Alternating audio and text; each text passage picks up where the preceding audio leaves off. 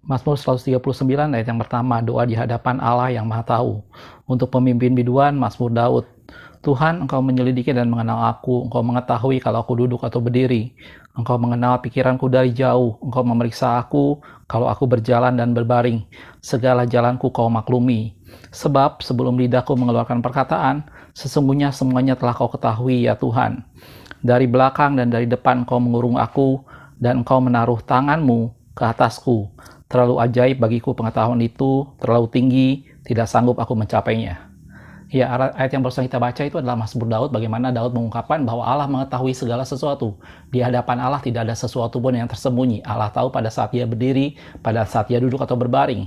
Bahkan dikatakan sebelum lidahku mengucapkan sesuatu, Engkau telah mengetahuinya ya Tuhan. Gitu ya. Nah, pada kesempatan ini saya akan melanjutkan tentang salah satu firman Tuhan yang video yang saya buat tentang hal berdoa, di mana di sana dikatakan salah satu bagian berdoa di mana kita suruh meminta sesuatu kepada Allah, dan dikatakan di sana, mintalah maka kamu akan menerimanya, carilah maka kamu akan mendapat, ketuklah maka bagimu pintu akan dibukakan. Dalam doa salah satunya adalah kita meminta kepada Tuhan. Dan yang ingin kita bahas di sini, kenapa kita harus meminta sesuatu kepada Tuhan, sedangkan Daud katakan bahwa sebelum lidahku mengatakan sesuatu, Engkau sudah mengetahuinya ya Tuhan. Kenapa kita perlu mengungkapkan apa yang kita mau minta? Kalau kita udah tahu bahwa Allah mengetahui segala sesuatu, Allah tahu apa yang kita perlukan, Allah tahu apa yang kita butuhkan sebelum kita mengucapkan segala sesuatunya. Dalam firman Tuhan dikatakan Allah telah mengetahui itu. Lalu kenapa kita masih harus berdoa dan meminta sesuatu kepada Tuhan? Gitu. Dan ini yang kita bahas sekarang. Dan Daud mengatakan hal yang sama dalam, kita lihat dalam ayat yang lain, dalam Mazmur 38 ayat yang ke-9, dia bilang, Tuhan, Engkau mengetahui segala keinginanku, dan keluhku pun tidak tersembunyi bagimu. Sekali lagi Daud mengatakan bahwa Engkau mengetahui apa dikatakan segala keinginanku, dan keluhku pun tidak tersembunyi bagimu. Jadi jelas bahwa di hadapan Allah, sebelum lidahku mengucapkan sesuatu, Engkau telah mengetahuinya. Engkau mengetahui segala keinginanku ya Tuhan. Engkau tahu pada saat aku duduk atau berbaring, Engkau mengurung aku dari depan dan dari belakang. Sampai Daud berkata, terlalu tinggi pengetahuan itu bagiku, tidak dapat aku mencapainya.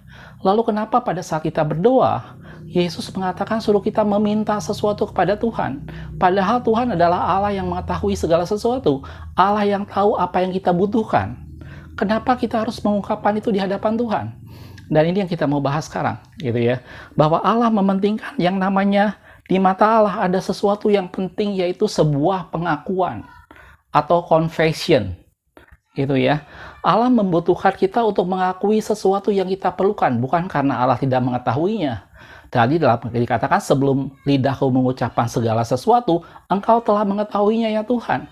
Bahkan sesuatu yang dalam pikiranku, segala keinginanku, Engkau telah mengetahuinya. Tetapi di video yang saya buat tentang hal berdoa, yang pertama adalah mintalah. Gitu.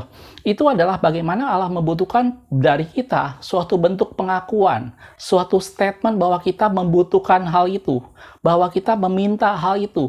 Di mata Allah, pengakuan itu sesuatu hal yang penting. Confession itu sesuatu hal yang penting. Gitu ya. Mungkin Anda teringat tentang satu kisah dalam firman Tuhan pada saat Adam jatuh ke dalam dosa. Kemudian pada waktu itu, Adam bersembunyi di hadapan Allah. Waktu Allah mencari dia, Allah bertanya, di manakah engkau? Gitu ya. Kita mungkin lihat ayat sebentar. Itu adalah Kejadian 3 ayat 9-10. Tetapi Tuhan Allah memanggil manusia itu dan berfirman kepadanya, di manakah engkau? Ia menjawab, ketika aku mendengar bahwa engkau ada dalam taman ini, aku menjadi takut karena aku telanjang, sebab itu aku bersembunyi. Waktu Allah bertanya kepada Adam, di manakah engkau? Bukan berarti Allah tidak tahu di mana adanya Adam. Dia tahu persis bahwa Adam telah berdosa, dan dia tahu persis bagaimana Adam bersembunyi. Tetapi Allah tetap bertanya kepada Adam, di manakah engkau? Allah butuh suatu pengakuan. Allah butuh suatu statement yang keluar dari mulut Adam bahwa dia mengakui bahwa dia bersembunyi karena dia takut. Itu yang Allah butuhkan. Gitu ya. Itu sebabnya walaupun Allah mengetahui segala sesuatu, walaupun sebelum lidah kita mengucapkan segala sesuatunya Allah telah tahu, dan Allah tahu apa yang kita perlukan, Allah tetap mengajar dalam doa untuk kita meminta sesuatu. Allah tetap meminta dalam doa kita, mintalah maka kamu akan menerimanya. Gitu. Karena apa? Karena buat Allah pengakuan itu sesuatu hal yang penting. confession itu sesuatu hal yang penting diungkapkan oleh mulut kita. Itu yang ingin Allah dengar. Gitu ya. Kalau kita lihat dalam Amsal 28 ayat 13 dikatakan, siapa menyembunyikan pelanggarannya tidak akan beruntung, tetapi siapa mengakuinya dan meninggalkannya akan disayangi. Ada dua hal yang dilakukan orang supaya dia disayangi dalam Amsal tadi, dia mengakuinya dan meninggalkannya. Pengakuan itu sesuatu hal yang penting. Pengakuan itu sesuatu hal yang Allah menuntut itu dari kita, gitu ya. Walaupun Allah tahu apa yang kita perlukan, walaupun Allah tahu di mana Adam bersembunyi, tetapi Allah meminta suatu pengakuan dari mulut Adam bahwa dia bersembunyi karena dia takut. Gitu.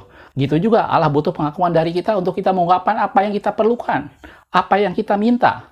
Allah perlu mendengar pengakuan kita. Itulah pentingnya sebuah pengakuan, gitu ya. Saya ambil contoh sederhana, misalnya dalam sebuah keluarga, ada konflik misalnya dalam sebuah keluarga, salah seorang dari anggota keluarga itu misalnya melakukan sesuatu hal yang salah, anggaplah memecahkan sesuatu misalnya, gitu ya. Situasi dalam keluarga menjadi sesuatu hal yang tidak enak, gitu. Tetapi tahukah Anda, saudaraku, bahwa hanya dengan satu ucapan pengakuan yang sederhana, situasi semua akan bisa mencair kembali, gitu. Jadi pengakuan sesuatu hal yang penting dalam hubungan kita antar manusia, dalam hubungan kita dengan Tuhan. Pengakuan sesuatu hal yang penting, itu sesuatu di mana kita mengakui keberadaan kita, mengakui bahwa kita membutuhkan sesuatu, mengakui bahwa kita punya kelemahan sesuatu. Gitu ya. Ini berbeda dengan, mungkin kalau Anda yang sering baca beberapa artikel, ada yang sedang ramai sekarang para psikolog ngomong soal toxic positivity. Ya, toxic positivity itu adalah sikap berpikir yang positif, yang berlebih-lebihan yang malah menjadi racun. Gitu. Jadi dia mencoba untuk berpikir sangat positif sehingga tidak memandang keadaannya secara realita. Gitu ya. Dia mencoba bersikap sangat optimis tetapi tidak melihat keadaan sebenarnya. Itu yang disebut dengan toxic positivity. Gitu. Jadi kalau ada yang sempat beberapa baca artikel tentang psikologi, itu menjadi ramai berapa lama ini. Gitu.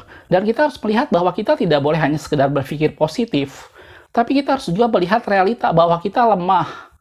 Akui di hadapan Tuhan kelemahan kita, dan biarkan kuasa Tuhan menolong kita dan membantu kita.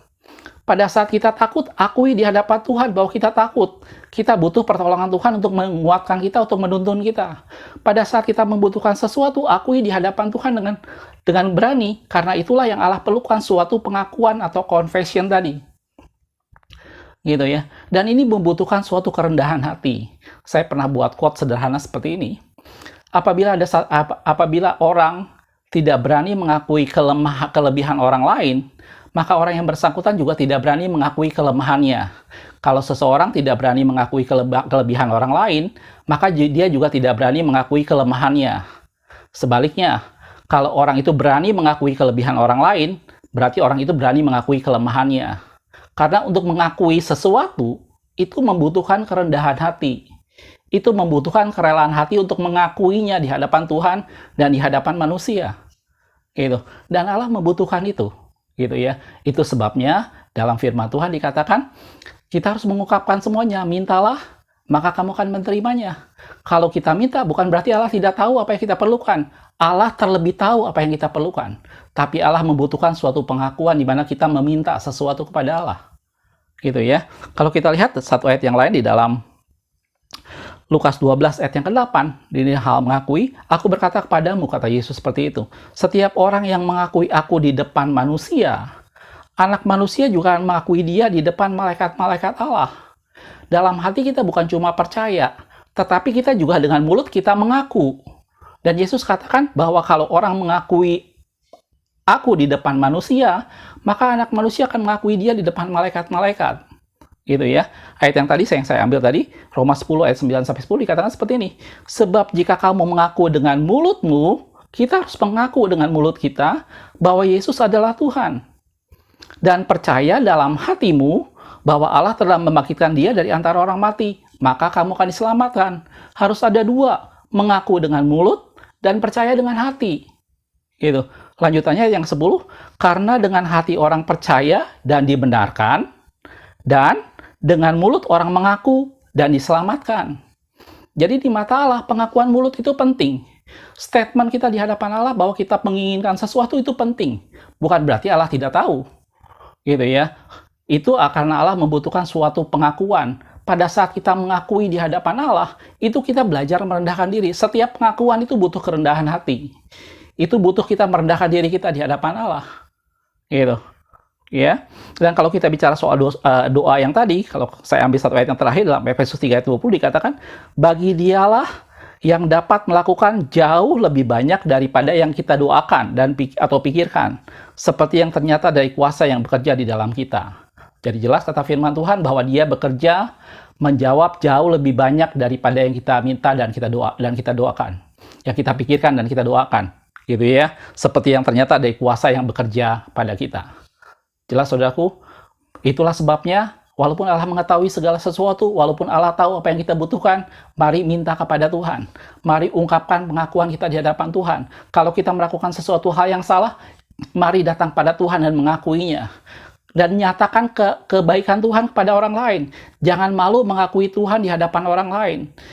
Yesus bilang, barang siapa yang mengakui aku di depan orang lain, maka Allah juga tidak akan malu mengakui dia. Dengan mulut kita diselamatkan, dengan mulut mengaku dan kita diselamatkan, dengan hati kita percaya dan dibenarkan. Gitu. Mari kita mengaku dengan mulut kita dan percaya dalam hati kita. Gitu. Akui segala sesuatu di hadapan Tuhan, tidak seperti dalam hal toxic positivity tadi. Kita belajar melihat bahwa kalau saya memang lemah, akui di hadapan Tuhan, saya lemah, saya butuh pertolongan. Pada saat kita bertemu saudara-saudara iman, kita dalam kondisi yang sedang kebingungan, kita dalam kondisi yang sedang takut, berani mengakui di depan mereka bahwa di depan saudara kita bahwa doakan saya dalam kondisi takut. Tolong saya dalam kondisi butuh pertolongan. Akui dengan berani, karena itu butuh kerendahan hati. Gitu. Dan itulah yang Yesus ajarkan pada murid-muridnya. Mintalah, maka kamu akan menerimanya. Carilah, maka kamu akan mendapat. Ketuklah, maka bagimu pintu akan dibukakan. Allah kita adalah Allah yang mengetahui apa yang kita butuhkan. Dan firman Tuhan katakan, Dia akan memberikan jauh lebih banyak daripada yang kita doakan dan kita pikirkan. Tapi mari mengaku kepada Allah. Mari memberikan suatu pengakuan yang jujur kepada Allah. Berani mengakui kelemahan kita, berani mengakui kekurangan kita, berani mengakui bahwa di hadapan Allah apa yang kita butuhkan. Itu. Dan Allah akan menolong kita, menjawab kita jauh lebih banyak daripada yang kita doakan. Jelas ya saudaraku ya? Itu sebabnya di mata Allah penting sebuah pengakuan. Kita jangan berpikir bahwa toh Allah tahu semua yang saya perlukan. Betul. Tapi ingat, Allah butuh pengakuan kita. Jelas ya saudaraku ya? Makasih sudah menonton. Kita ketemu di video berikutnya. Semoga tubuh, jiwa, dan roh kita terpelihara menjelang kedatangan Yesus yang kedua kali. Tuhan Yesus memberkati.